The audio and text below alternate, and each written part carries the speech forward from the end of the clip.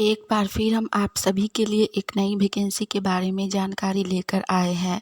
यह vacancy AIIMS Gorakhpur की तरफ से निकाली गई है ग्रुप ए, बी और सी पोस्ट के लिए।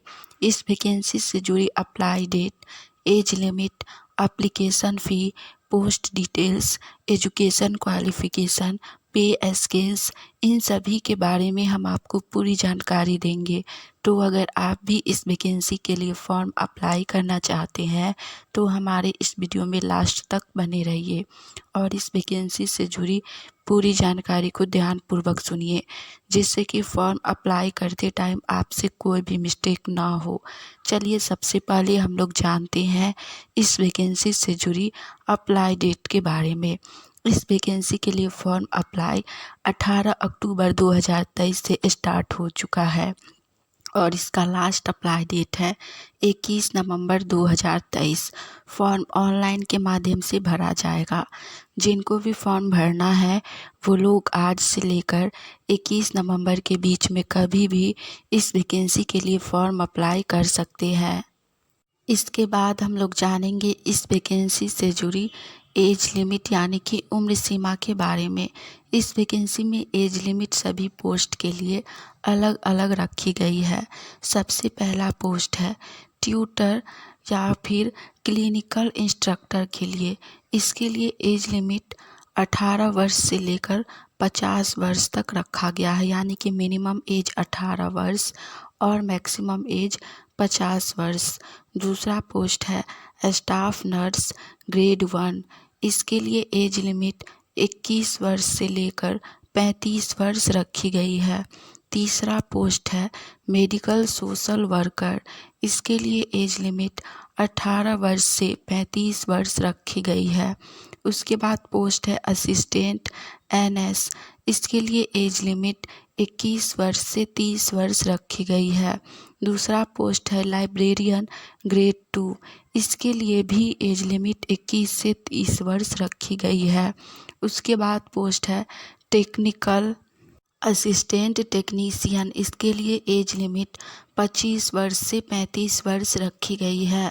उसके बाद पोस्ट है स्टोर कीपर। इसके लिए एज लिमिट 18 वर्ष से 35 वर्ष रखी गई है। नेक्स्ट पोस्ट है हॉस्टल वार्डन। इसके लिए एज लिमिट 30 वर्ष से लेकर 45 वर्ष तक रखी गई है। नेक्स्ट पोस्ट है लैब टेक्निकल। इसके लिए एज लिमिट 21 वर्ष से 30 वर्ष रखी गई है। उसके बाद पोस्ट है स्टेनोग्राफर। इसके लिए एज लिमिट 18 वर्ष से लेकर 27 वर्ष रखी गई है। उसके बाद पोस्ट है कैशियर के लिए। इसके लिए एज लिमिट 21 वर्ष से 30 वर्ष रखी गई है। नेक्स्ट पोस्ट है लैब अटेंडेंट ग्रेड 2। इसके लिए एज लिमिट 18 से 27 वर्ष रखी गई है। उसके बाद पोस्ट है लाइब्रेरी अटेंडेंट ग्रेड 2। इसके लिए एज लिमिट 18 से 30 वर्ष रखी गई है। उसके बाद पोस्ट है एलडीसी यानी कि लोअर डिवीज़न क्लर्क के लिए। इसके लिए एज लिमिट 18 से 30 वर्ष है। और लास्ट पोस्ट है hospital attendant grade 3 nursing orderly. इसके लिए भी एज लिमिट 18 से 30 वर्ष रखी गई है। इस वैकेंसी में एज लिमिट बहुत अधिक रखी गई है, तो आप लोग फॉर्म अप्लाई ज़रूर कीजिएगा। इसके बाद हम लोग जानेंगे इस वैकेंसी से जुड़ी पोस्ट डिटेल्स के बारे में। आप लोगों ने देखा कि इस वैकेंसी में बहुत सारा अलग अलग प्रकार का पोस्ट है। तो इसमें सबसे पहला पोस्ट है ट्यूटर या क्लिनिकल इंस्ट्रक्टर के लिए। यह पोस्ट ग्रुप ए के अंतर्गत आता है। इसमें टोटल पोस्ट 15 है। दूसरा पोस्ट है स्टाफ नर्स ग्रेड 1। यह ग्रुप बी के अंदर आता है। इसमें टोटल पोस्ट 57 है। थर्ड पोस्ट है मेडिकल सोशल वर्कर। ये भी ग्रुप बी में ही आता है और इसमें सिर्फ एक पोस्ट है। नेक्स्ट पोस्ट है मेडिकल सोशल वर्कर। यह भी ग्रुप बी में आता है और इसमें भी एक ही पोस्ट है। उसके बाद है असिस्टेंट। इसमें भी एक ही पोस्ट है। उसके बाद पोस्ट है लाइब्रेरियन ग्रेड 2। इसमें भी एक ही पोस्ट है। उसके बाद पोस्ट है टेक्निकल असिस्टेंट टेक्नीशियन। इसमें भी एक ही पोस्ट है। नेक्स्ट पोस्ट है स्टोर कीपर के लिए। इसमें भी टोटल 2 पोस्ट है। उसके बाद है हॉस्टल वार्डन के लिए, इसमें भी 2 ही पोस्ट है। उसके बाद है PA2 प्रिंसिपल के लिए, इसमें सिर्फ 1 पोस्ट है। उसके बाद है लैब टेक्निकल, इसमें टोटल 8 पोस्ट है। नेक्स्ट पोस्ट है स्टेनोग्राफर के लिए, इसमें सिर्फ 1 पोस्ट है। यह सभी पोस्ट जो हम आगे बताने वाले हैं वो सभी पोस्ट ग्रुप C के अंतर्गत आता है। नेक्स्ट पोस्ट कैशियर के लिए, इसमें सिर्फ 2 पोस्ट है। उसके बाद पोस्ट है लैब अटेंडेंट ग्रेड 2, इसमें टोटल 8 पोस्ट है। उसके बाद पोस्ट है लाइब्रेरी अटेंडेंट ग्रेड 2, इसमें भी 1 ही पोस्ट है। उसके बाद पोस्ट है LDC लोअर डिवीज़न क्लर्क के लिए, इसमें भी 1 ही पोस्ट है। इस वैकेंसी का लास्ट पोस्ट है hospital attendant grade 3 nursing orderly, इसमें टोटल 40 पोस्ट हैं। इसके बाद हम लोग जानेंगे इस वैकेंसी से जुड़ी एप्लीकेशन फ़ी यानी कि आवेदन शुल्क के बारे में। इस वैकेंसी में एप्लीकेशन फ़ी जाति वर्ग के अनुसार रखी गई है। सबसे पहली कैटेगरी है जनरल OBC, इसके लिए एप्लीकेशन फ़ी 1770 रुपया रखा गया है। नेक्स्ट है SC ST और EWS कैटेगरी, इसके लिए एप्लीकेशन फ़ी 1416 रुपया रखा गया है।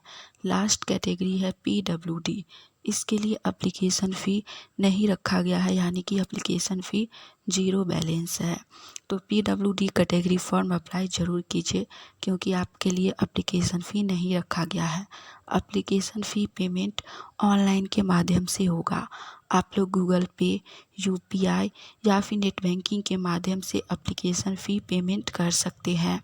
इसके बाद हम लोग जानेंगे इस वैकेंसी से जुड़ी एजुकेशन क्वालिफ़िकेशन यानी कि शैक्षणिक योग्यता के बारे में। इस वैकेंसी में शैक्षणिक योग्यता सभी पोस्ट के अकॉर्डिंग अलग अलग रखी गई है। पहला पोस्ट है ट्यूटर या क्लिनिकल इंस्ट्रक्टर के लिए, इसके लिए शैक्षणिक योग्यता BSc नर्सिंग डिग्री रखी गई है। साथ में रजिस्टर्ड नर्स या फिर मिडवाइफरी से आपका ट्यूटर या डिप्लोमा होना चाहिए।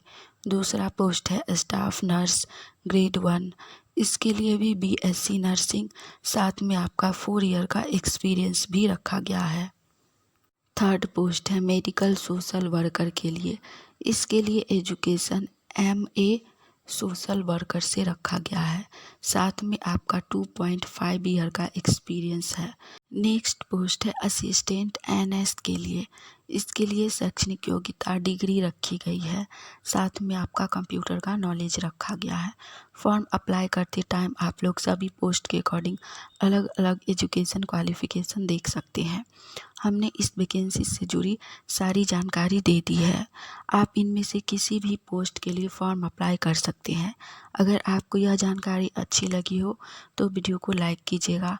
आने वाली ऑनलाइन या ऑफलाइन सभी प्रकार की वैकेंसी की जानकारी अगर सबसे पहले चाहते हैं तो आप सभी का अपना चैनल इंडिया नंबर 1 GKGS को सब्सक्राइब करके नोटिफिकेशन ऑन कर लीजिए ताकि हम जैसे ही एक नई वैकेंसी की जानकारी लेकर आए तो वो सबसे पहले आप तक पहुँचे।